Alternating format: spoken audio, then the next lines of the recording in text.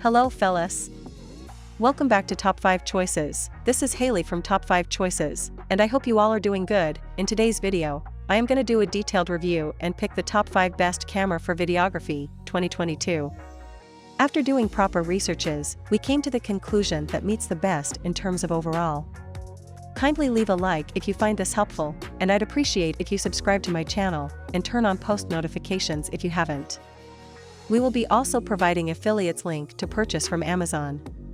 Kindly use it for best offers and purchase from anywhere in the world. We'll be back with more videos. The Canon PowerShot G7X Mark III is a compact point-and-shoot camera suitable for vlogging. It can capture good quality shots that remain mostly free of noticeable visual noise, so your images shouldn't appear very grainy, and you can also use this camera to live stream directly to YouTube, though we don't currently test this. It has a touch-sensitive screen that can get bright enough that you can still see it under direct sunlight. You can also use it to navigate its menu or flip it upwards to face you when the camera is pointed at you. The Canon PowerShot G7X Mark III is good for vlogging. It has a great screen that you can flip up to face you when the camera is pointed at you. It's also exceptionally portable, and footage taken while walking should remain smooth and stable. It can shoot in 4K and FHD without a crop, however, it does incur reduction in your field of view when its stabilization feature is set to high. It's also okay at tracking faces, though it struggles to capture clear and sharp footage free of noticeable visual noise while shooting in 4K and FHD. Unfortunately, its battery performance is poor and frequently causes the camera to shut down from overheating, especially when shooting in 4K. This can make it hard to record long videos in 4K, so it may be best to stick to recording body is made of plastic and metal.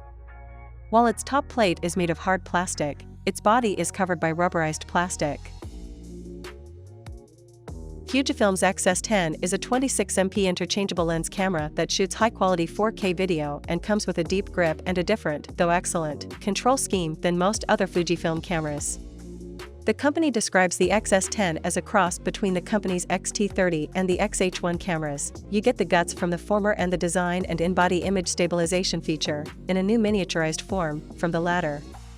The X-S10 camera is targeted toward both beginning and experienced users who may have Canon or Nikon DSLRs and want something a little more familiar than a typical Fujifilm camera. And, with a price of $999 for the body, $100 more than the X-T30, it's not necessarily out of reach for that audience. Being a smaller camera, it's no surprise that the X-T4's IBIS unit wasn't going to fit into the X-S10. So, the company designed a new one that is 30% smaller and lighter than the X-T4's. A new motion sensor makes the unit more efficient, and the X-S10 has a redesigned circuit board that reduces power consumption. There's a very small difference in stabilization performance on the X-S10 versus the X-T4, just half a stop. It offers 6 stops of shake reduction on all unstabilized Fujifilm lenses save for the X-F16 to 55mm f2.8, which weighs in at 5.5 stops. Most stabilized Fujifilm lenses vary from 5.5 to 6 stops, save for the X-F80mm macro, which offers 5 stops. These differences primarily have to do with how much coverage the lens offers outside the sensor area, not necessarily whether the lenses have their own stabilization. Those who stick to auto and scene modes will gain a few new features. The X-S10 now has an autofilm simulation mode which will select between Provia, Standard, Velvia, Vivid, and Astia, Soft, depending on the scene. Users can still manually select any of the film simulation modes offered. In our testing, the camera seemed to err on the side of selecting Provia, at least with portrait shooting. It's clear from the get-go that the Lumix S1H is designed for cinema, more so than even its predecessor, the video-centric Lumix S1. While both snappers share the same resolution, the sensor for the S1H was developed to handle the new camera's pro-level video capabilities. There's a whole smorgasbord of video resolutions, frame rates, and bit rates to choose from on the S1H, from 6K/24p to 4K/30p and 4K/60p, and plenty more besides, with most of them available at no crop. If, however, you feel the need to crop your footage, there's a Super 35 mode available, which also maintains 4K resolution. Most users won't necessarily need to deliver projects to clients in 6K resolution, although shooting in high resolutions means you have plenty to work with when editing the footage to a 4K crop. Every video resolution is available with 10-bit color, which offers plenty of editing flexibility during post-processing, and with 4:2:0 color gamut for the 6K and 5.9K options.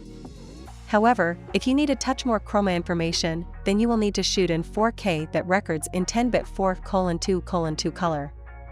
There's also the option to use anamorphic lenses with the camera, although it's something we haven't been able to try. Instead, we mostly shot with the Lumix S Pro 24 to 70mm f/2.8 lens, which is superb for everyday recording. Anamorphic shooting is available using the full 3:2 sensor in 6K in the 10-bit 4:2:0 color space. There's also de-squeeze functionality available onboard when viewing footage shot with anamorphic glass, with several aspect ratios available in the menu system. As expected, from a camera of this caliber, the video quality is almost flawless. There's 14 stops of dynamic range when shooting vlog, meaning colors are beautiful in footage, with plenty of details, although, it must be noted that nobody on TechRadar's photography team is a colorist, just photographers keen on new cameras and technology. In the right hands, the S1H is sure to impress. Nighttime filming isn't a challenge either, thanks to the dual native ISO.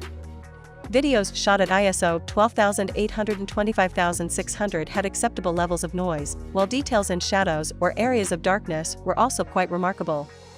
That said, autofocus AF does suffer a little in poor lighting. Although Panasonic has used the same contrast-based depth from defocus DFD technology here as it has in the other S-series cameras, AF performance slows down in low-light situations, with both stills and video. One of the key criticisms of the original Panasonic Lumix S1 and S1R cameras was their very large size and weight. Panasonic has been very keen to address that issue with the S5, managing to shrink down all the key components into a body which is smaller and lighter than the Lumix GH5, one of its Micro Four Thirds models. This very much feels like the camera Panasonic should have used to launch the S-series, keeping the form factor that had already proved popular but increasing the size of the sensor within. At this point, it's also worth mentioning the 20 to 60mm lens, which is included as part of the S5 kit package. This is a small and neat lens, which makes it an ideal partner for the S5. The problem is that other L-mount lenses aren't necessarily so diminutive, especially the proprietary Panasonic offerings. Still, a new, smaller camera could mean that smaller lenses are indeed on their way. Being part of the L-mount alliance means you can also use the S5 with Sigma and Leica lenses, which gives you further options. 2. The Lumix S5 feels and operates very much like any other Lumix camera you may have used in the past. While that means it might not be the sleekest and most attractive camera on the market, it is extremely functional. The chunky grip sits extremely comfortably in the hand, with a molded rest on the back of the camera to help your thumb sit very naturally on it. The Lumix S5 uses the same sensor as the older, and larger, Lumix S1, which is good news. This means you get a 24.2 MP full-frame CMOS sensor that we've already seen perform very well elsewhere. As a cheaper model, the Lumix S5 has naturally made some compromises elsewhere. A good example is the electronic viewfinder. The S1 has a 5.76 m viewfinder, one of the highest resolutions around. It's not surprising to find a less advanced version on the S5, which is a 2.36 m 0.74x OLED affair. In isolation, it's a great viewfinder that gives you a good view of the scene and is very usable. So unless you also happen to have a Panasonic S1 or S1R, it's unlikely you'll be too disappointed with what's on offer here. Another criticism of the original S1 cameras was their autofocusing, which could be a little slow and unpredictable at times. For the S5, Panasonic claims it has rewritten the algorithm and essentially started again. Still, it continues to use a contrast-based detection system with DFD, depth from defocus technology to assist it, rather than a phase detection or hybrid system that we see on many of its rivals.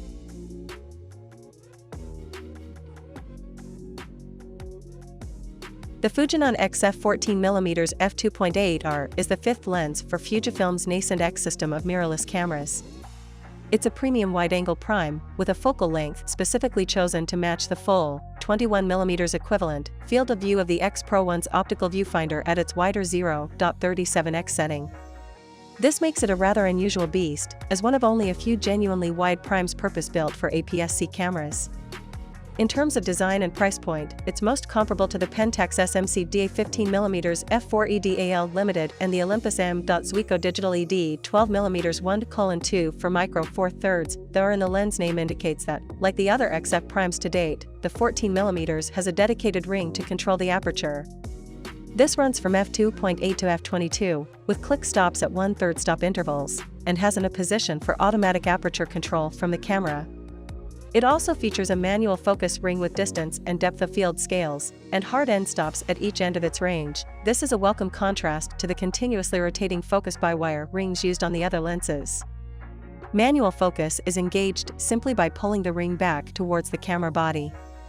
This should, in principle, aid manual focus techniques such as zone focusing, which are commonly used with wide-angle lenses. Fujifilm makes some fairly grand claims about the lens's optics. Specifically, it says the lens is fully optically corrected for distortion and requires no digital correction, which is often employed by mirrorless cameras, especially with wide-angle lenses. It also says that chromatic aberration and vignetting have been minimized, the latter aided by the short back focus distance of the X-mount. The XF 14mm is solidly crafted with an all-metal barrel, and distinctly reminiscent of the compact primes of manual focus SLRs or rangefinders. The manual focus ring rotates smoothly with positive end stops, and offers perhaps the most convincing facsimile of mechanically coupled operation that we've yet seen from an electronically driven focus-by-wire design. In this view, it's set to the manual focus position.